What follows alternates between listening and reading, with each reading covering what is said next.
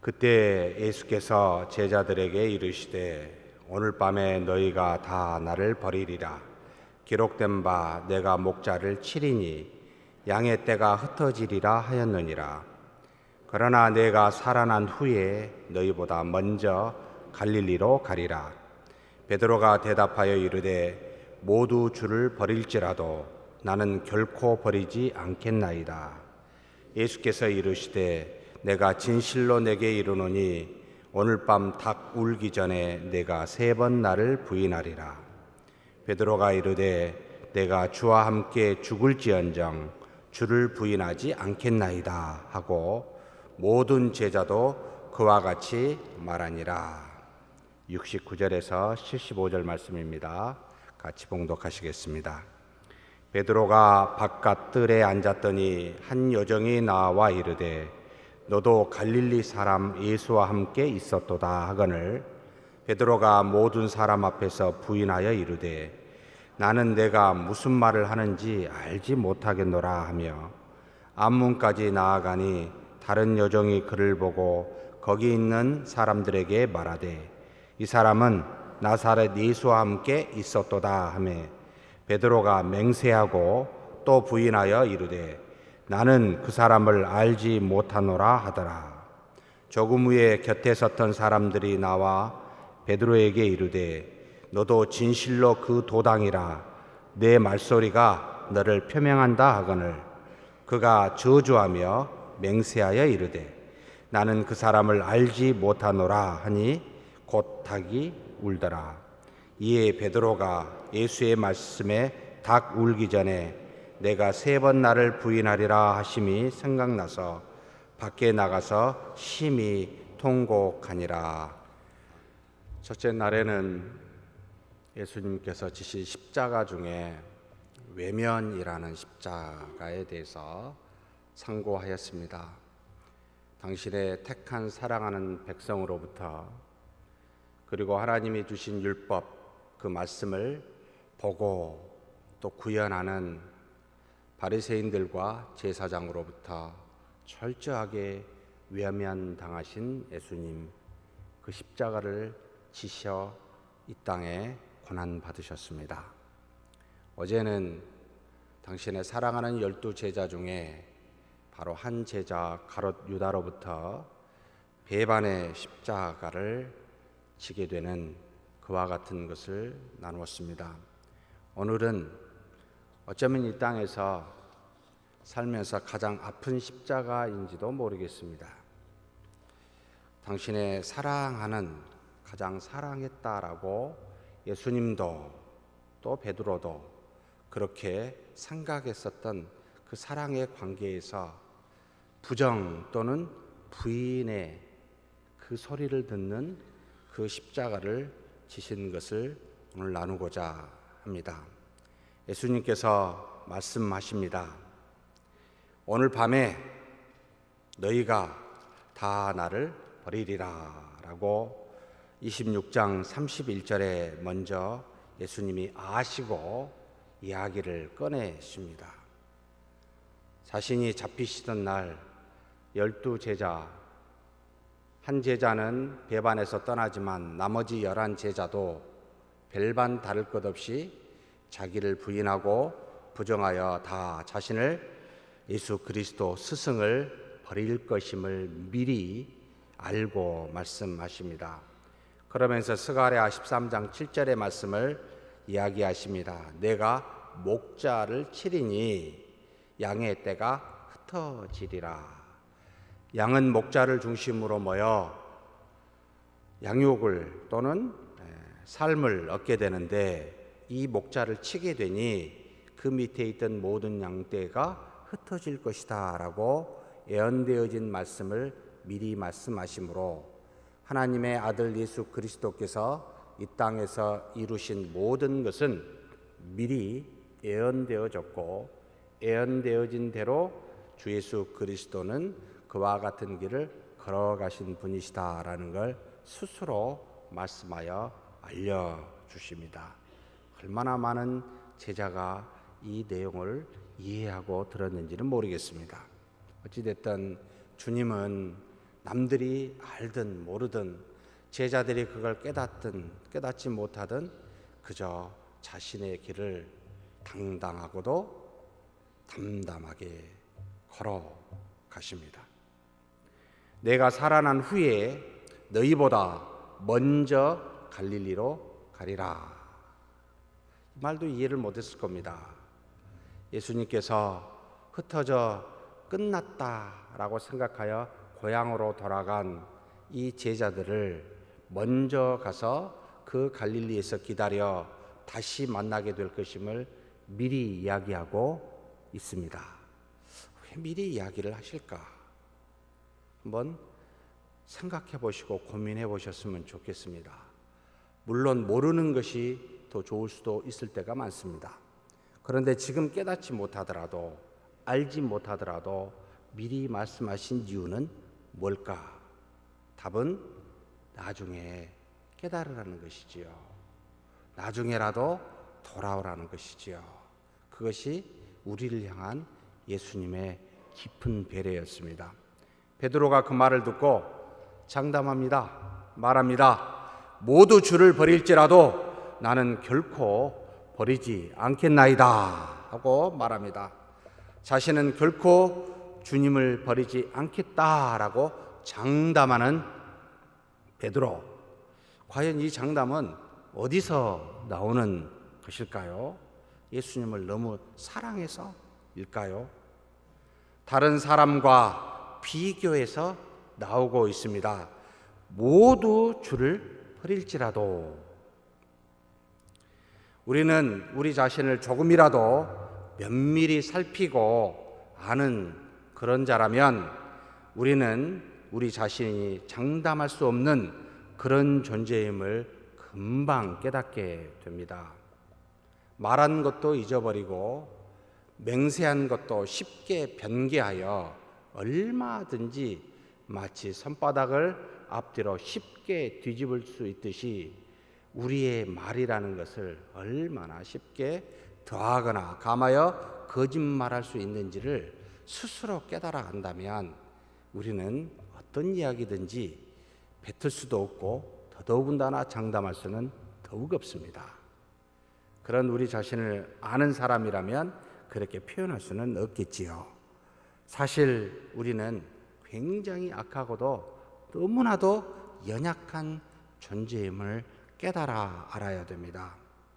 그런데 이와 같은 우리 자신을 알게 되면 이런 장담을 안 하는데 우리는 어느 순간 다른 사람과 비교하여 도토리 키재기하여 나는 저 사람보다 낫다라고 하는 것에서 오는 장담을 하게 됩니다.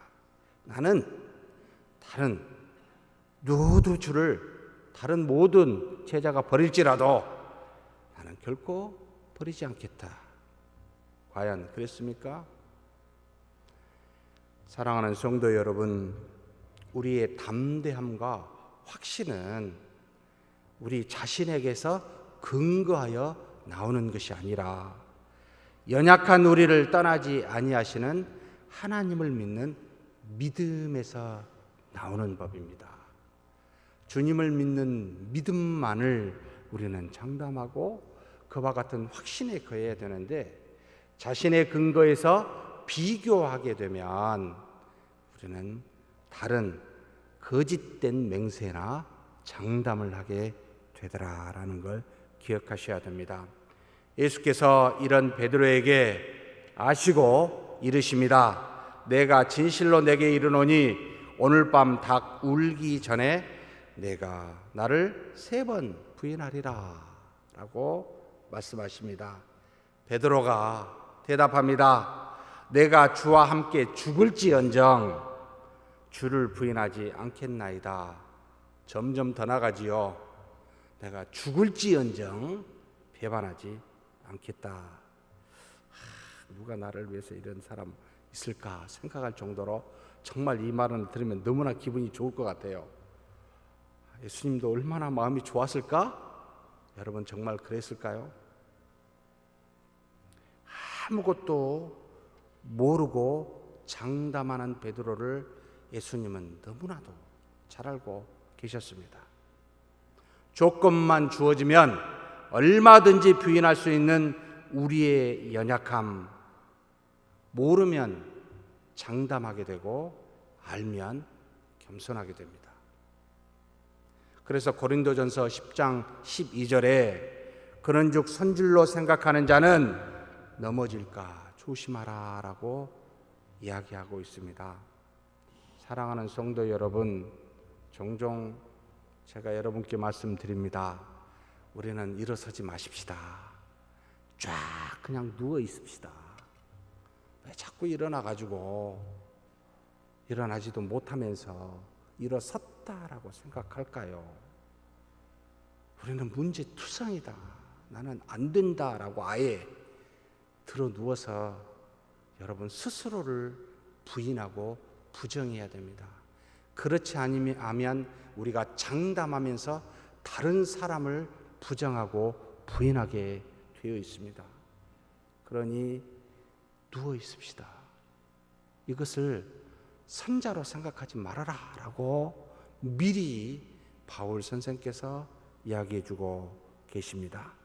그런데 다른 제자들도 베드로와 마찬가지입니다. 35절에 모든 제자도 베드로에게 질세라 그와 같이 이야기합니다. 예수님이 어떤 생각을 하셨을까요? 베드로의 부정은 어떻게 해서 이루어져 갑니까?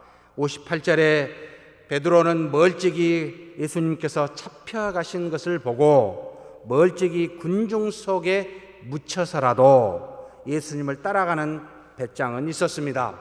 나머지 모든 제자는 다 도망하여 사실 마가의 다락방에 꼭꼭 숨어 문을 잠그고 있었지만 이 베드로만큼은 그래도 따라가는 배짱이 있었습니다. 그런데 가까이 못 가고 홀로 못 가 눈에 띌까봐 군중 속에 멀찍이 따라가고 있음을 58절에 기록하고 있습니다. 예수를 따라 대제사장의 집들까지 결말을 보려고 하인들과 함께 들어갑니다. 예수님을 신문하는 대제사장들과 사내들인 공회, 그 사람들 70명의 공회원들, 20명은 제사장급, 20명은 바리새인, 나머지 20에서 약 30명은 일반 존경하는 장로들 해서 종교, 사회, 정치적 모든 판단을 내리는 유대 사회의 가장 중요한 기관이었던 사내들인 공회에 왜 이날 밤에 모였을까요? 밤에 무슨 일을 하려고요? 한 사람 예수 그리스도를 죽이려고 다 모였습니다. 기가 막힙니다. 낮에도 아니요, 밤에 모여 예수님이 명절의 기간 동안에는 죽일 수가 없음을 알고 그 전에 끝장내야 되겠다 생각하여 전날 모여서 밤에 작당을 합니다.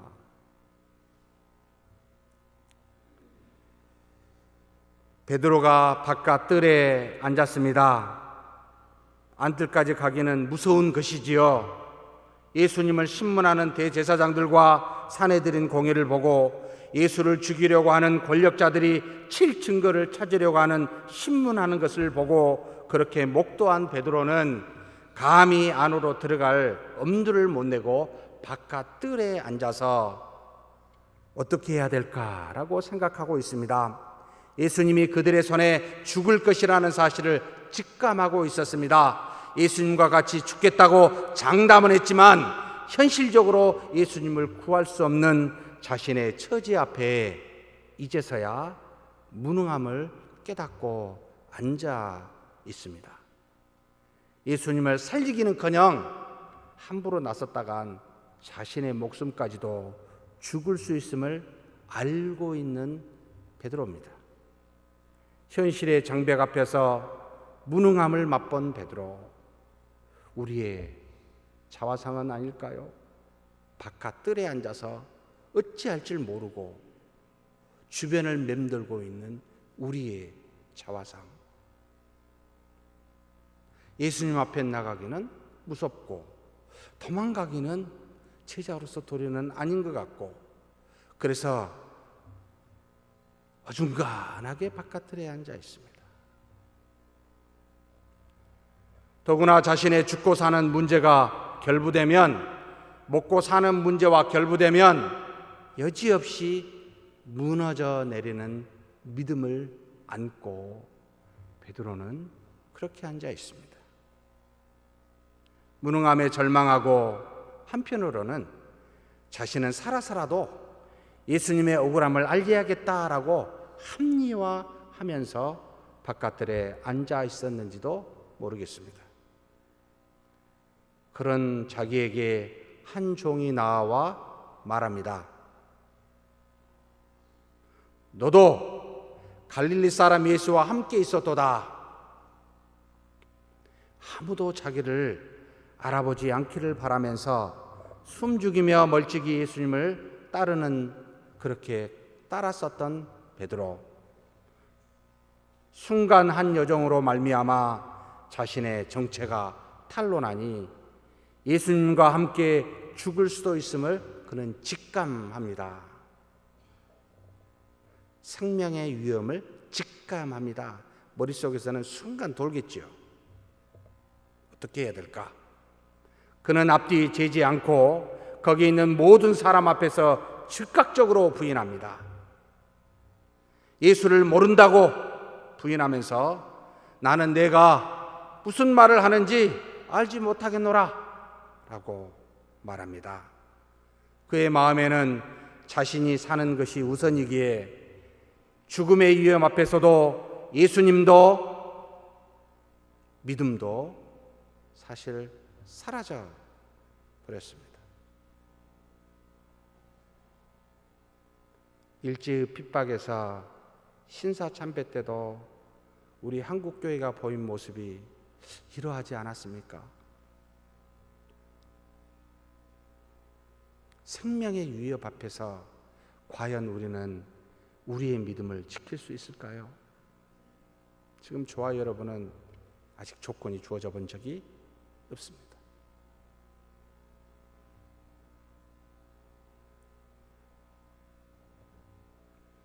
평소에는 잘 믿고 예수님의 사랑도 충만하며 봉사도 참 잘하고 열심히 하는 것 같습니다. 그런데 생명의 문제가 다가오면 조금 덜한 먹고 사는 문제가 다가오면 우리는 하나님도 믿음도 두 번째가 되어버리지는 않습니까? 어쩌면 예수님의 이 땅에서 겪는 고통 중에 이것이 가장 가슴 아팠지 않을까라고 생각이 됩니다. 자기를 모르는 사람, 세상을 추구하여 권력과 부를 따라가는 사람, 얼마든지 자기를 외면하고 배반한다 해도 그래, 이해가 될 수 있습니다. 그런데 나를 사랑하는 사람, 나와 함께 동고동락하며 3년 동안 같이 했던 제자가 부인하고 부정할 때 가장 아프지 않았을까요? 가장 믿을 만한 사람한테, 가장 사랑하는 사람한테 부인과 부정을 당할 때 가장 마음 아팠을 거라는 생각이 듭니다. 예수님은 바로 이런 십자가를 지셨습니다. 언제든지 조건만 주어지면 부정할 수 있는 우리를 포용하고 사랑하면서 우리의 연약함과 죄악됨의 십자가를 예수님은 지셨습니다. 베드로는 여차하면 도망할까 하여 이제는 뒷뜰에서 바깥뜰에서 앞문까지 나아갑니다. 그런데 다른 여정이 보고 거기 있는 사람들에게 말합니다. 이 사람은 나사렛 예수와 함께 있었도다 라고요. 예수를 잡으러 온 군중들에게 칼을 빼들어 그 제사장의 종이었던 말고의 귀를 쳤으니 많은 사람에게 주목을 받은 것이 화근이었습니다. 다들 알아본 것이지요. 베드로가 이제 맹세까지 합니다. 부인 정도가 아니라 나는 그 사람을 알지 못하노라 하고 강하게 부인합니다. 예수란 이름을 부인하고 알지도 못한다는 것을 드러내기 위해 이름을 쓰지 않고 그라고 하면서 그를 알지도 못한다 라고 비겁한 우리의 속마음을 드러내 보여주고 있는 듯합니다. 갈수록 초라해져가는 베드로, 불쌍하면서도 우리의 모습인 것 같아 정말 두렵습니다. 조금 후에 곁에 섰던 사람들이 나와 베드로에게 또다시 이릅니다. 너도 진실로 그 도당이라 내 말소리가 너를 표명한다 라고 지적합니다. 출신 지역 갈릴리 억양, 베드로의 말에서 숨길 수가 없었습니다. 사람들은 단번에 그가 갈릴리 사람임을 알아봅니다. 갈릴리 나사렛 예수, 너도 그쪽 지역 출신이네. 말투를 보고 깨달아 알아버렸습니다. 꼼짝할 수 없는 베드로, 그는 살기 위해서 더 한 걸음 나아갑니다. 이제 예수님을 저주까지 합니다. 그리고 다시 맹세합니다. 나는 그 사람을 알지 못하노라고요. 어떻게 저주했는지는 기록되지 않아 모르겠습니다. 그래도 베드로는 위대한 지도자였기에 그 속사도들인 그리고 또 다른 제자였던 마태는 그 내용은 적어놓지 않았습니다. 참 존중해서 그런지는 모르겠습니다만 어떻게 저주를 했을까? 참 아프지요. 죽고 사는 문제가 닥치면, 자신이 먹고 사는 문제가 닥치면 부인하고요, 맹세하고요, 저주까지 합니다. 누가요? 가장 사랑했던 베드로가요. 처음에는 부인하고 두 번째는 맹세하고 세 번째는 저주하면서 자신의 생명 문제 앞에, 먹고 사는 문제 앞에 베드로의 믿음은 처참하게 무너져 내립니다. 한 번 거짓말하면 계속 거짓말하게 된다던가요.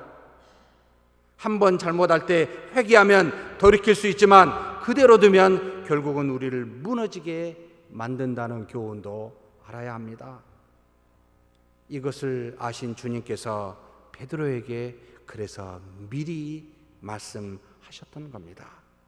내가 오늘 밤 닭이 울기 전에 3번 나를 부인할 것이라고요. 닭이 울자 예수님의 말씀이 생각이 나서 그는 밖으로 달려나갑니다. 그리고는 통곡합니다. 자신의 무능함과 초라함을 느끼면서 그는 절망했을 겁니다. 정상적인 사람이라면 정말 그는 피눈물을 흘렸을 겁니다. 베드로는 그제서야 자신의 참모습을 발견한 것입니다. 주님의 말씀은 그렇게 시간이 지난 후에도 이 베드로를 변화시키고 있었습니다. 예수님은 베드로의 잘못을 지적하기 위해서 내가 오늘 밤 나를 3번 부인할 것이라 라고 말씀하신 것이 아닙니다. 자신의 말을 나중에라도 깨닫고 돌이키도록 하기 위하여 주신 말씀이었습니다. 하나님의 말씀은 이처럼 우리에게 때가 되면 능력으로 나타납니다. 그래서 우리는 주야로 하나님의 말씀을 묵상해야 합니다. 언제 그 능력이 나타나 우리를 세울지 모르기 때문입니다. 사랑하는 성도 여러분, 이런 우리를 알고 우리를 받아주시며 사랑하신 분이 우리 주 예수 그리스도이십니다. 조건만 갖추면 부정할 수 있는 우리의 연약함과 악함을 주님께서는 십자가의 고난으로 짊어지고 가셨습니다. 그러니 자신을 의지하여 장담하지 말고 겸손히 이제나 저제나 주님만 붙드는 저와 여러분이 되었으면 좋겠습니다. 그리고 우리 모두는 조건만 갖추면 무너질 수 있는 그런 존재인 줄 알고 우리 주변에 혹 부인하고 부정하는 그런 형제 자매를 보고들랑 포용하고 사랑하는 주님처럼 그렇게 아를 수 있는 그런 십자가를 지고 가는 저와 여러분이 되기를 주의 이름으로 축복합니다. 하나님 아버지, 감사합니다. 우리의 연약함으로 우리 주님의 제자된 우리가 언제든지 주님을 부인하며 포장할 수 있음을 고백합니다. 주님 도와주옵소서. 정말 주님만 붙들고 겸손하게 사는 우리가 되게 하여 주시옵소서. 또한 하나님, 주변에 무너져 내린 수많은 사람들을 보고 주님처럼 그들을 포용하며 그들을 안으며 주님과 같은 고난의 십자가를 지는 우리 모두가 되게 하여 주시옵소서.